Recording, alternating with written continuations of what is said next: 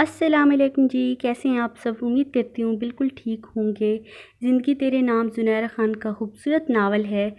آج کے ایپیسوڈ شروع کرنے سے پہلے میری ایک چھوٹی سی ریکویسٹ ہے، اگر آپ نے میرے چینل کو سبسکرائب نہیں کیا تو سبسکرائب کریں، بیل کے آئیکن کو پریس کریں۔ اور تو جناب، اگر آپ یہ ناول خود ریڈ کرنا چاہتے ہیں تو آواز کو میوٹ کریں اور پھر خود ریڈ کریں۔ تو آج کی ایپیسوڈ کی طرف چلتے ہیں۔ Let's start. What naan sense! سخت زہر لگتی ہیں وہ لڑکیاں جو اپنے ناخن کھا جاتی ہیں۔ وہ غصے سے اس کے منہ سے اس کا ہاتھ کھینچتے ہوئے بولا تھا، اوہ سوری، تمہارا کام صرف اتنا ہے، اپنی امی کو مناؤ اور باقی فکر چھوڑ دو، میں خود تمہارا نام ایڈ کروا دوں گا۔ وہ مسکرا کر بولا تھا، اچھا ٹھیک ہے، میں منانے کی کوشش کرتی ہوں۔ وہ کھوئے کھوئے لہجے میں بولی تھی، اچھا تم نے بتایا نہیں ہماری دوستی کے بارے میں کیا سوچا؟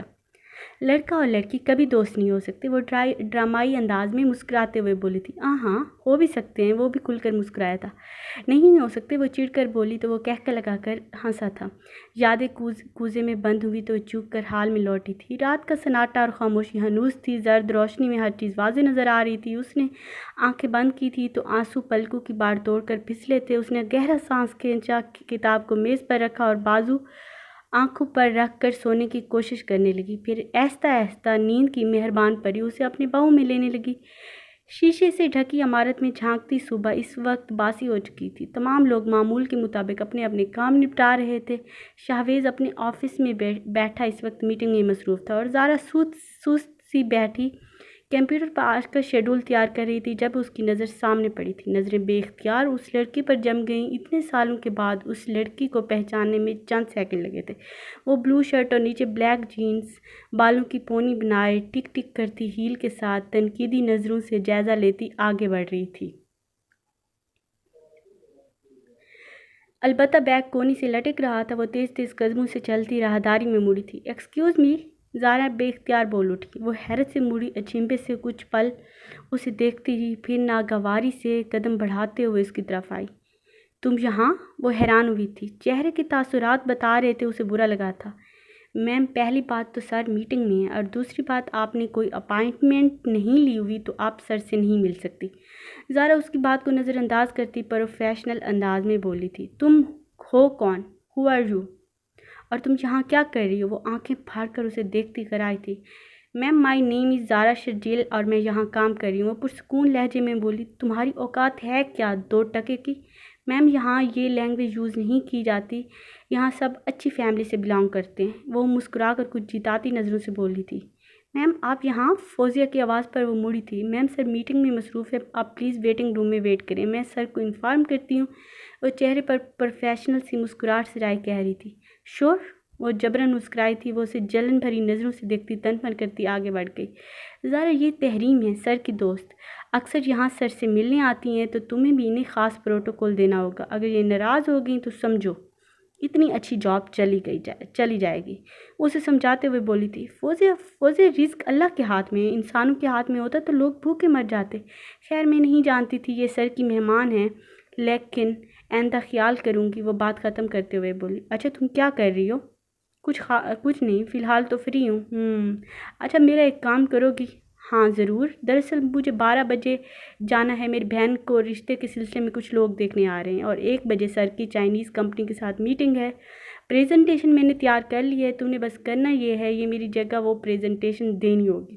فوزیہ، میں کیسے؟ مجھے اس پریزنٹیشن کی اے بی بھی نہیں پتہ، یہ بہت بڑا پروجیکٹ ہے، اگر تھوڑی سی بھی گڑبڑ ہوگی تو سر مجھے کچا چبا جائیں گے۔ سوری یار، میں اتنی بڑی ذمہ داری نہیں لے سکتی۔ دیکھو یار، میرا جانا اگر ضروری نہ ہوتا تو میں تمہیں نہ کہتی، اور میں جانتی ہوں تم انٹیلیجنٹ ہو، تم آرام سے ہینڈل کر لو گی۔ پلیز زارا، منع نہیں کرنا۔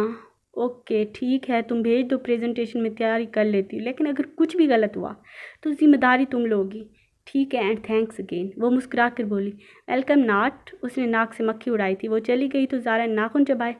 کہہ تو دیا، لیکن سب کچھ کیسے مینج کروں گی؟ کرنا تو پڑے گا ورنہ سر مجھے گولی سے اڑا دیں گے۔ ہیں؟ اتنی سی بات پر گولی؟ بھلا کوئی کسی کو گولی مارتا ہے؟ ذہن نے جمع تفریق کی تھی، پھر مسکراتے ہوئے کمپیوٹر کی سکرین کی جانب متوجہ ہوئی تھی جہاں آج کی شیڈول لسٹ ابھی بھی انکمپلیٹ تھی۔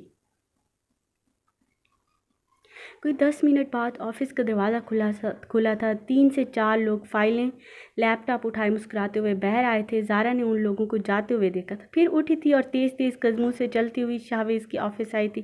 ہلکا سا دروازہ کھٹکھٹایا تھا۔ یس آواز پر وہ اندر آئی۔ ذرا اندر آئی تھی تو وہ چیئرز پر ٹیک لگا آنکھیں بند کیے بیٹھا تھا۔ کونیوں تک بازو فولڈ تھے، کف لنک مڑے ہوئے تھے۔ کوٹ شاید اس نے ابھی اتار کر ہینگر پر لٹکایا تھا۔ آبنوسی میز اور اس کے پیچھے ٹیک لگا شاہویز سکندر۔ وہ مبہوت سی دیکھے گئی۔ وہ قدم بڑھاتی چلتی ہوئی میز کے پاس آئی۔ کچھ اس کی شخصیت کا سحر تھا اور کچھ خاموش ماحول۔ سر، اس نے پکارا تھا۔ اس نے آواز پر آنکھیں کھولی۔ آؤ ذرا بیٹھو، وہ گہری نگاہوں سے اسے دیکھتا بولا تھا۔ سر، ویٹنگ روم میں آپ کی گیسٹ آپ کا ویٹ کر رہی ہے، میں نے سوچا آپ کو بتا دوں۔ کون؟ نام نہیں پوچھا آپ نے؟ وہ حیران ہوا تھا۔ سر، تحریم صاحبہ ہیں، آپ کہیں تو بھیج دوں ان کو، وہ مؤدب سی بولی تھی جبکہ شاہویز نے اس کی آنکھوں میں جھانکا تھا۔ تو جناب کیسی لگی آج آپ کو یہ ایپیسوڈ؟ بتائیے گا ضرور، کمنٹ میں ضرور بتائیے گا۔ تھینک